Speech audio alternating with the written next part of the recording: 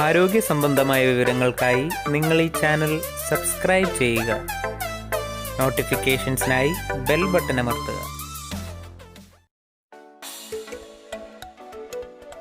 എല്ലാവർക്കും നമസ്കാരം. ഞാൻ ഡോക്ടർ ആതിര വിഷ്ണു. ഇന്നത്തെ എൻ്റെ ടോപ്പിക് എന്ന് പറയുന്നത് ഓവുലേഷൻ ആണ്.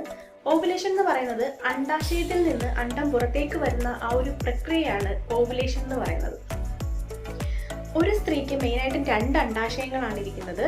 യൂട്രസിൻ്റെ അല്ലെങ്കിൽ ഗർഭാശയത്തിൻ്റെ 2 സൈഡിനായിട്ട്, വലത് സൈഡിലും ഇടത് സൈഡിലുമായിട്ടാണ് അണ്ഡാശയങ്ങൾ ഇരിക്കുന്നത്. അതുകൊണ്ട് തന്നെ ഓരോ മാസം, ഇപ്പോൾ ഈ മാസം വലത് സൈഡിൽ നിന്നാണ് അണ്ഡം പുറത്തേക്ക് വരുന്നതെന്നുണ്ടെങ്കിൽ അടുത്ത മാസം ഇടത് സൈഡിലുള്ള അണ്ഡാശയത്തിൽ നിന്നായിരിക്കും അണ്ഡം പുറത്തേക്ക് വരുന്നത്. സോ നമുക്ക് ഈ ഒരു സമയത്ത് കുറേ ലക്ഷണങ്ങളൊക്കെ ഉണ്ടാവും. ഒരു സ്ത്രീക്ക് മനസ്സിലാക്കി എടുക്കാൻ പറ്റുന്ന കുറേ ലക്ഷണങ്ങളൊക്കെ ഉണ്ടാവും. അത് വെച്ചിട്ട് നമുക്ക് ഇപ്പോൾ ഓവുലേഷൻ്റെ സമയമാണോ എന്നൊക്കെ മനസ്സിലാക്കാൻ പറ്റും. അതാണ് എന്തൊക്കെ ലക്ഷണങ്ങളാണ് നമുക്ക് മനസ്സിലാക്കാൻ പറ്റുന്നതെന്നാണ് ഇന്ന് ഞാൻ പറയാൻ പോകുന്നത്. കുട്ടികൾക്ക് വേണ്ടിയിട്ട്, അല്ലെങ്കിൽ ഒരു കുഞ്ഞിന് വേണ്ടിയിട്ട് ട്രൈ ചെയ്യുന്നവർക്കാണ് ഏറ്റവും കൂടുതൽ ഇത് ഉപകാരപ്രദമാവുന്നത്. അതുകൊണ്ട് തന്നെ നമുക്ക് ഈ ഒരു ഓവുലേഷൻ്റെ സമയം അറിഞ്ഞിരിക്കുകയാണെന്നുണ്ടെങ്കിൽ ഈ സമയത്ത് കോൺടാക്റ്റ് ചെയ്യുന്നത് ഇപ്പോൾ ഒരു കുഞ്ഞിനെ കിട്ടാനുള്ള സാധ്യത വർദ്ധിപ്പിക്കും. സാധാരണ ഓവുലേഷൻ സമയം എന്ന് നമ്മൾ കണക്ക് കൂട്ടുന്നത് പീരീഡ്സ് ഉണ്ടായി 1ാമത്തെ ദിവസം മുതൽ, അതാണ് 1ാമത്തെ ഡേ, അതിനെ 1 കൂട്ടുക. അങ്ങനെ 1ാമത്തെ ദിവസം മുതൽ ഒരു 10 മുതൽ 15 ദിവസം വരെ ഈ ഒരു ഇടയ്ക്കാണ് ഓവുലേഷൻ്റെ സമയം. നമ്മളൊരു നോർമലായിട്ടുള്ള ഒരു സൈക്കിൾ, ഒരു മെൻസ്ട്രൽ സൈക്കിളുള്ള ഒരു സ്ത്രീക്ക് നോർമലായിട്ട് ഓവുലേഷൻ ഉണ്ടാകുന്ന ഒരു കാലയളവ് എന്ന് പറയുന്നത് 10ാമത്തെ ദിവസം മുതൽ ഒരു 15-16ാമത്തെ ദിവസം വരെ. ഇതിനിടയ്ക്ക് എപ്പോൾ വേണമെങ്കിലും ഓവുലേഷൻ ഉണ്ടാകാനുള്ള സാധ്യതയുണ്ട്. അതുപോലെ തന്നെ ഇപ്പോൾ ഈ പീരീഡ്സ് കറക്റ്റ് അല്ലാത്തവർക്കാണെന്നുണ്ടെങ്കിൽ ചിലപ്പോൾ ഒരാഴ്ച അങ്ങോട്ടോ ഒരാഴ്ച ഇങ്ങോട്ടോ ചിലപ്പോൾ മാറാനുള്ള സാധ്യതയൊക്കെ കൂടുതലാണ്. സോ ഈ ഒരു സമയത്ത് ഒന്ന് ശ്രദ്ധിക്കുകയാണ്. ഒരു 2-3 മാസം നമ്മൾ കണ്ടിന്യൂസ് ആയിട്ട് നമ്മുടെ ബോഡി ഒന്ന് ശ്രദ്ധിക്കുകയാണെന്നുണ്ടെങ്കിൽ ഈ സമയത്ത് ടെമ്പറേച്ചർ, നമ്മുടെ ബോഡി ടെമ്പറേച്ചർ കുറച്ച് കൂടുതലായിട്ട് തോന്നാം. ഈ ഒരു ബോഡി ടെമ്പറേച്ചർ ഈ ഒരു 10 to 15 ഡേയ്സ് അല്ലെങ്കിൽ ഈ ഒരു ഇടയ്ക്ക്, ആ ഒരു ഓവുലേഷൻ്റെ സമയത്ത് ടെമ്പറേച്ചർ കുറച്ച് കൂടുതലായിട്ട് ഇരിക്കുന്നതായിട്ട് തോന്നാം.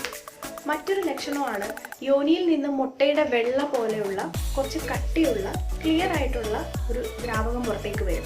ഇത് നമുക്ക് സാധാരണ സ്ത്രീകൾക്കൊക്കെ ഉണ്ടാകുന്ന ഒരു പ്രശ്നമാണ് വെള്ളപോക്ക് അല്ലെങ്കിൽ അസ്ഥിസ്രാവം, അസ്ഥി ഉരുക്കം എന്നൊക്കെ പറയും. ഇത് സാധാരണ എല്ലാവരും വിചാരിക്കും അസ്ഥി ഉരുക്കം എന്ന് പറഞ്ഞാൽ അസ്ഥി ഉരുക്കി പോവുകയാണ്, അങ്ങനെ അതുകൊണ്ടാണ് ഞാൻ മെലിഞ്ഞു പോകുന്നത്, അങ്ങനെയൊക്കെ ഒരു തെറ്റിദ്ധാരണയുണ്ട് കുറേ പേർക്കൊക്കെ. അസ്ഥിയും ഈ ഒരു വെള്ളപോക്കും തമ്മിൽ ഒരു ബന്ധവും ഇല്ല. നമ്മുടെ യൂട്രസിലേക്ക് പോകുന്ന ആ ഒരു വഴിയിൽ, ആ ഒരു യോനി സ്ഥലത്ത് വന്നിട്ടുള്ള ഒരു ഇൻഫെക്ഷൻ കാരണം ഉണ്ടാകുന്നതാണ് ഈ അസ്ഥിസ്രാവം എന്ന് പറയുന്നത്. അങ്ങനെ ഉണ്ടാകുന്ന ആ ഒരു വെള്ളപ്പോക്കിന് ഒന്നെങ്കിൽ അത് തൈര് പോലെ കട്ടിക്കായിരിക്കും പോകുന്നത്, ചൊറിച്ചിലുണ്ടാവാം, ഭയങ്കര സ്മെല്ലുണ്ടാവാം, ഒഫൻസീവായിട്ടുള്ള സ്മെല്ലൊക്കെ ഉണ്ടാവാം. ഇതൊന്നും ഇല്ലാതെ ക്ലിയർ ആയിട്ടുള്ള ഒരു മുട്ടയുടെ വെള്ള പോലെ കട്ടിയുള്ള ഒരു ദ്രാവകമാണ് ഓവുലേഷൻ്റെ സമയത്ത് പോകുന്നത്. ഇത് ചിലർക്ക് മെൻസസിന് ഒരാഴ്ച മുമ്പ് ചിലപ്പോൾ ഇങ്ങനെ പോകാം, അതും നോർമലാണ്. അപ്പോൾ ഇത് രണ്ടും നമ്മൾ വേർതിരിച്ചറിയുക. ഒരു ഓവുലേഷൻ്റെ സമയത്ത് ഇങ്ങനെ പോകുന്നത് നോർമലാണ്. അതിന് പക്ഷേ ചൊറിച്ചിലോ സ്മെല്ലോ അങ്ങനെയുള്ള ഒന്നും ഉണ്ടാവില്ല. ക്ലിയർ ആയിട്ടുള്ള മുട്ടയുടെ വെള്ള പോലെയുള്ള ഒരു ദ്രാവകമായിരിക്കും യോനിയിൽ നിന്ന് പുറത്തേക്ക് വരുന്നത്. ഇത് ഒരു ഓവുലേഷൻ്റെ ലക്ഷണമാണ്. ചിലർക്ക് ഈ ഓവുലേഷൻ്റെ സമയത്ത് ഒരു സ്പോട്ടിംഗ് പോലെ 1-2 ഡ്രോപ്സ് ബ്ലഡൊക്കെ പോകുന്നത് പോലെ ഉണ്ടാവാം. അതെല്ലാവർക്കും കാണണമെന്നില്ല, ചിലർക്ക് മാത്രമേ ഉണ്ടാവാറുള്ളൂ. അതും ഓവുലേഷൻ്റെ ഒരു ലക്ഷണമാണ്. പിന്നെ ഞാൻ നേരത്തെ പറഞ്ഞു അണ്ഡാശയം എന്ന് പറയുന്നത് വലതും ഇടത് സൈഡിൽ 2 എണ്ണമാണ് ഉള്ളതെന്ന്. ഓരോ മാസവും ഓരോ സ്ഥലത്തു നിന്നാണ് പോകുന്നതെന്ന് പറഞ്ഞു. അപ്പോൾ നമുക്ക് ചെറിയൊരു ക്രാമ്പിങ് പെയിൻ, ഒരു പിടുത്തം പോലെ ഒരു പെയിൻ വന്നിട്ട് ഏത് ഭാഗത്തു നിന്നാണോ ആ മാസം ഓവുലേഷൻ ഉണ്ടാവുന്നത് അല്ലെങ്കിൽ അണ്ഡം പുറത്തേക്ക് വരുന്നത് ആ ഒരു സൈഡിൽ വേദന, ഒരു ക്രാമ്പിങ് പെയിൻ ഉണ്ടാകാനുള്ള ഒരു സാധ്യതയുണ്ട്. അപ്പോൾ നമുക്ക് പ്രത്യേകം തിരിച്ചറിയാൻ പറ്റും ഏതെങ്കിലും ഒരു സൈഡിന് വേദന ഉണ്ടാവാം. പിന്നെ അതുപോലെ തന്നെ അടിവയറ്റിൽ ഒരു ഓവുലേഷൻ്റെ സമയമാകുമ്പോഴത്തേക്കും അടിവയറ്റിൽ വേദന ഉണ്ടാവാം.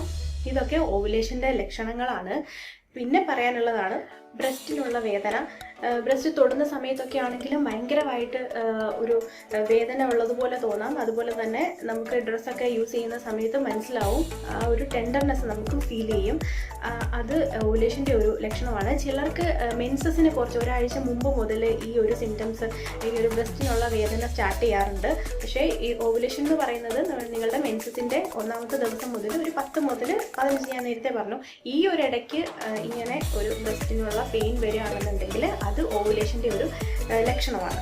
വയറിൽ ഗ്യാസ് കയറി പെരുകിയിരിക്കുന്നത് പോലെയുള്ള ഒരു അവസ്ഥ, അതും ഈ ഒരു ഓവുലേഷൻ്റെ സമയത്തുള്ള ഒരു ലക്ഷണമാണ്. സാധാരണ എല്ലാവർക്കും ആ ഒരു പ്രശ്നം ഉണ്ടാവാം. എന്നാലും ഈ ഒരു സമയത്ത് ബാക്കിയുള്ള നമ്മുടെ ലക്ഷണങ്ങളുടെ കൂടെയൊക്കെ ഇങ്ങനെ ഒരു ലക്ഷണം കൂടി കാണുകയാണെന്നുണ്ടെങ്കിൽ അതും ഓവുലേഷൻ്റെ ഒരു പാർട്ടാണെന്ന് നമുക്ക് മനസ്സിലാക്കാം.